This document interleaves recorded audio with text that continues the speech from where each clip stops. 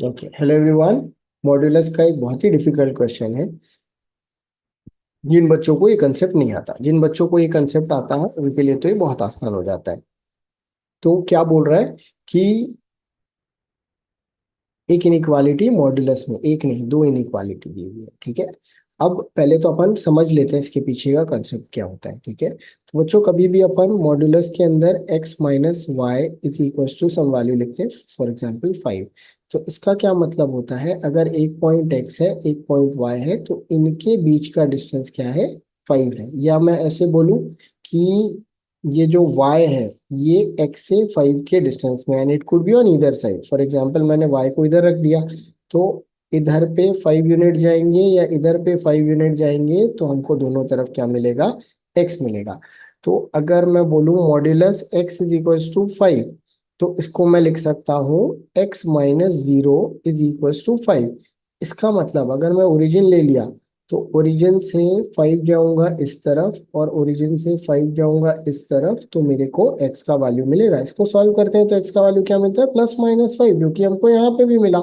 एक और एग्जांपल समझ लेते हैं। अगर मैं लिखा modulus x-3 is equals to 8, तो इसका मतलब अगर मेरे को उसको सॉल्व करना है तो मैं अगर डिस्टेंस अप्रोच से सॉल्व करना चाहूंगा तो मैं 0.3 एक तरफ लूंगा और इससे +8 मूव करूंगा तो मेरे को 0.1 मिलेगा 11, और इधर पे -8 मूव करूंगा तो इधर मिलेगा एक -5। तो अगर मैं इसको सॉल्व भी करता हूँ तो एक बार मैं इसको 8 लेके सॉल्व करता हूँ, एक बार मैं इसको -8 लेके सॉल्व करता हूँ।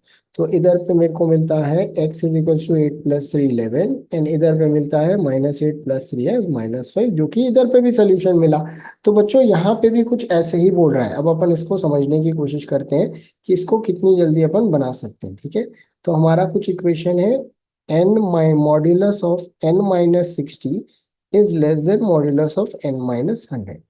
तो बच्चों क्या बोल रहा है कि एक नंबर लाइन में प्लॉट कर लेते हैं अपन पॉइंट्स। ठीक है, distance of n from 60 and distance of n from 100, यही बोलना चाह रहा है। ठीक है, distance of n from 60 is less than distance of n from 100। तो बच्चों पहले तो अपन हमेशा देखो, अगर इनइक्वालिटी होता है तो पहले तो इक्वल वाला पार्ट लेके आओ। इक्वल वाला पार्ट मिड पे आएगा विच इज एट 0.80।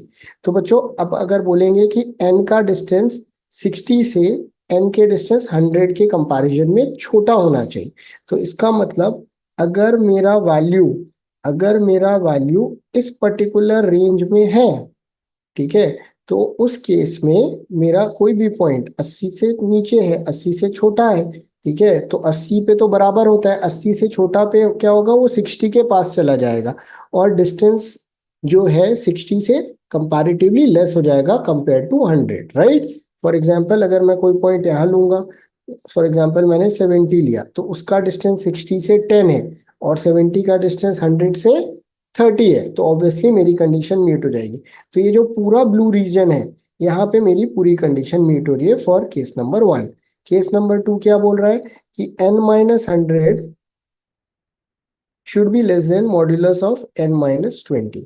तो बच्चों सेम चीज अगर अपन यहाँ पे फिर से नंबर लाइन ड्रॉ कर ले, ठीक है, और पॉइंट्स अपन यहाँ पे प्लॉट करें, एक पॉइंट प्लॉट किया 20 और दूसरा पॉइंट प्लॉट किया 100। मिड पॉइंट लेते हैं क्योंकि मिड पॉइंट पे इनका डिस्टेंस बराबर होता है, तो 100 एंड 20 का मिड पॉइंट हो गया 60, राइट। दोनों 40-40 की दूरी पर है।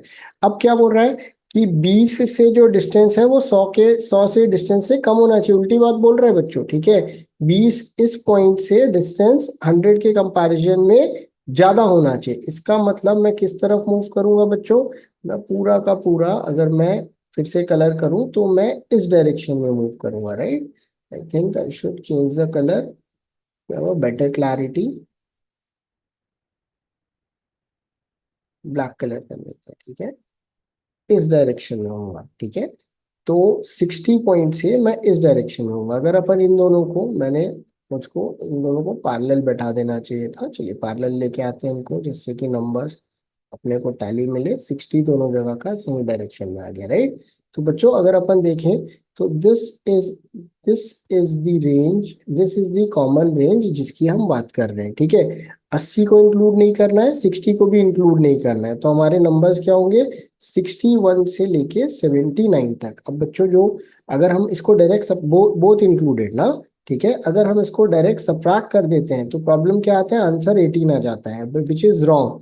फॉर एग्जाम्पल बच्चों 1 से लेके 9 तक कितने नंबर होते हैं, 1 2 3 4 5 6 7 8 9, तो आंसर 9 आना चाहिए। बट जब हम इनको सबट्रैक्ट करते हैं तो आंसर क्या होता है, एक वैल्यू कम आती है।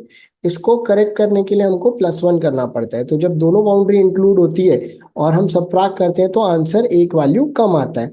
ऑन सिमिलर लाइंस जब हम इनको सबट्रैक्ट करेंगे तो आंसर हमारा 18 आएगा, which is not going to be correct because both 61 and 79 are included. तो राइट आंसर वुड बी 18 + 1 19।